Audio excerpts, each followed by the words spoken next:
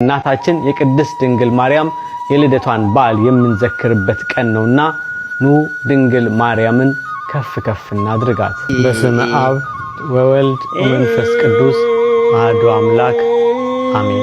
እመቤታችን አዳም ሳይበድል ከገነት ሳይባረር እግዚአብሔር ባወቀ በአዳም ልቦና የነበረች ተስፋ ናት። ለዚህ ነው አባታችን አባ ሕርያቆስ በቅዳሴ ድርሰቱ ከገነት በተሰደደ ጊዜ የአዳም ተስፋው አንቺ ነሽ አላት። በግፍ የተገደለ የአቤል የዋሃቱ እርሷ ናት።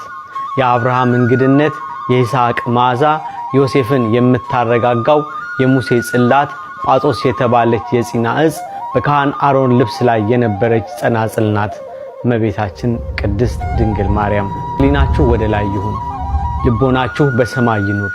የጽድቅንም ቃል ስሙ፣ በጎ ነገርን አድምጡ። ይህ ሰማያት ነው። ሰማያት የእግዚአብሔርን ክብር ይናገራሉ። የእናታችን የቅድስት ድንግል ማርያም የልደቷን በዓል የምንዘክርበት ቀን ነውና ኑ ድንግል ማርያምን ከፍ ከፍ እናድርጋት። በዕብራይስጥ ማርያም የተባለች የተመረጠች ድንግል ማርያም በአዲስ ሥርዓት የሆነው ደጇ ሳይከፈት ፍሬዋ የተለቀመ የተዘጋች የተክል ቦታ ገልጾ ሊያነባት የሚችል የሌለ የታተመች መጽሐፍ በነገስታት ላይ ለሚነግስ መቀመጫ የሆነች ኪሩባይት ሰረገላ እናታችን ቅድስት ድንግል ማርያም ስለ ልደቷ ለመሆኑ መጽሐፍ ቅዱስ ምን ይነግረናል? ከብዙ በጥቂቱ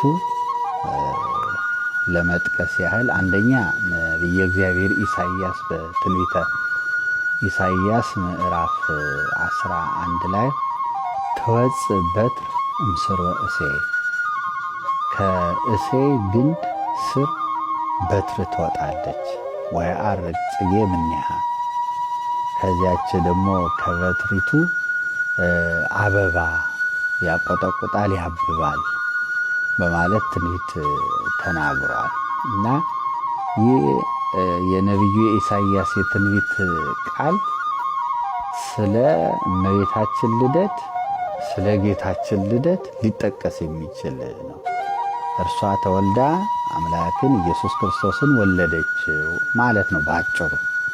እና ትወጽእ በትር እምሥርወ እሴይ ማለት በትር ከእሴይ ግንድ ስር ትወጣለች ማለት እሴይ የዳዊት አባት ነው እና ከእሴይ አባትነት ወይም ከእሴይ የዘር ሐረግና ግንድ ማለት ነው።